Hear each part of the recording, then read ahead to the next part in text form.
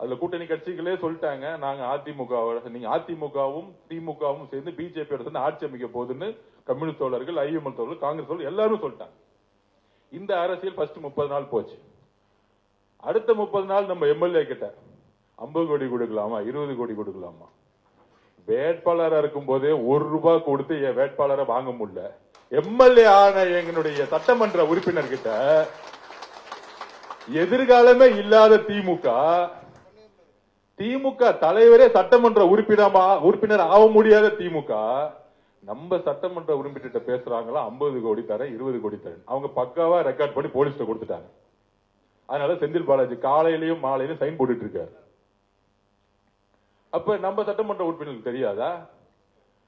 அடுத்த 10 வருஷம் இல்ல, திமுக தலைவர் மு.க. ஸ்டாலின் அவர்களே, எம்ஜிஆர் உயிரோட இருக்க வரைக்கும் அவர் சேர்ல இருந்து உங்க அப்பானாலே தூக்க முடியல. எழுதி வச்சுக்கோங்க,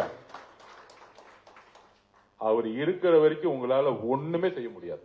உங்களோட சாம்ராஜ்யம் முடிஞ்சிருச்சு. அதுக்கு ஒரு 6 மாசம் அவங்க ஒத்துக்கிறதுக்கு. அது வரைக்கும் அந்த கடல்ல மீன் இருக்கு பாத்தீங்களா, எடுத்து தரையில போட்டீங்கன்னு வச்சுக்கோங்க, அப்படியே துள்ளும் பாத்தீங்களா. இந்த 6 மாசம் துள்ளிட்டு இருப்பாங்க. அதை நம்ம கொஞ்சம் கண்டுக்கூடாது. ஒரு 6 மாசத்துல அப்படியே அமைதியா வீட்டை விட்டு வரமாட்டாங்க.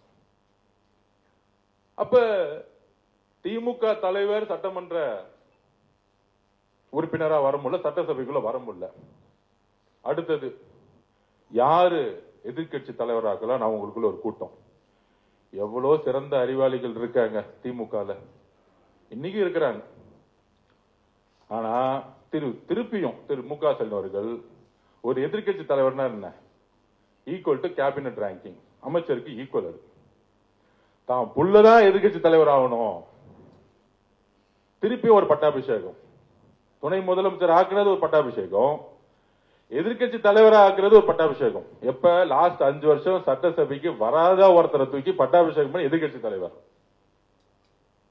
அவரு வந்துட்டு ஃபர்ஸ்ட் 4 நாள் நம்ம பார்த்துட்டு தான் இருந்தோம் என்ன பண்றாரு அப்படின்னு. எந்திரிச்சு திடீர்னு ஒரு பேப்பர் எடுப்பாரு, சோபா மாடல் அதுன்னு பேசி திருப்பி உட்காந்துருவார். கடைசி நாள்ல முதலமைச்சர் பேச ஆரம்பிச்சாரு. எந்திரிச்சுட்டு இப்படிலாம் பேசக்கூடாது, பார்ட்டி ஃபண்ட் எல்லாம் பேசக்கூடாது. அப்ப வரலாற்றுல முதல் முறையா ஒரு முதலமைச்சர் தான் கடைசியா பேசி முடிப்பார். கவர்னருடைய உரைக்கு எல்லா கட்சியோட தலைவர்கள் பேசுவாங்க, எதிர்கட்சி தலைவர் பேசுவாரு, எல்லாத்துக்கும் பதில் வந்து முதலமைச்சர் கொடுப்பார். அதோட சட்டசபை முடிஞ்சிட்டு தேதி குறிப்பிடாம முடிச்சு வைப்பாங்க. இது எல்லாருக்கும் தெரியும். சபாநாயகர் திடீர்னு ஒண்ணு சொல்லிட்டார்.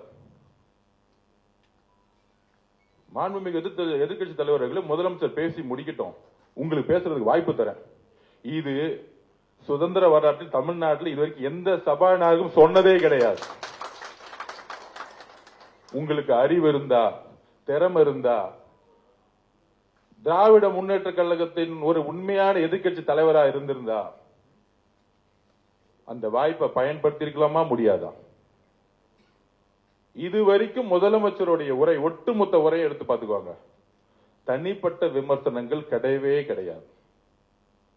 ஒரே ஒரு முறை மதுரையில அங்கிள்னு சொன்னார். அது வந்து அவருடைய ஒரு உறவு முறையில சொன்னார். அவர் தவறுன்னு சொன்னோன்னே, வருந்துறாங்க சொன்னோன்னே, அடுத்த மீட்டிங்ல சொன்னாரு, நான் தவறான வார்த்தைகளை சொல்லல, ஒரு உறவு முறையில சொன்ன, இனிமேட்டு அந்த வார்த்தையை சொல்ல மாட்டேன்னு சொன்னது எங்க தலைவர். இதுதான் உண்மை. அரசியல் ரீதியான தாக்குதல் இருக்கும் எங்களோட தலைவர்கிட்ட இருந்து. ஏன் ஒட்டுமொத்த அடுத்த கட்டத்தில் இருக்கக்கூடிய நிர்வாகிகள் அவர்கிட்ட இது வரைக்கும் தவறா ஒருமையில ஒரு பெண்ணை நோக்கிய விமர்சனம் தமிழக வெற்றி கழகத்துடைய நிர்வாகிகள் வந்ததே கிடையாது. இதுதான் எங்களுடைய வளர்ப்பு, எங்கள் தலைவர்கிட்ட நான் கத்துக்கிட்டேன். பிளே ஸ்டோர் மற்றும் ஆப் ஸ்டோரில் இருந்து பாலிமர் செயலியை QR கோடு மூலம் பதிவிறக்கம் செய்யுங்கள். செய்திகளை உடனுக்குடன் பெறுங்கள்.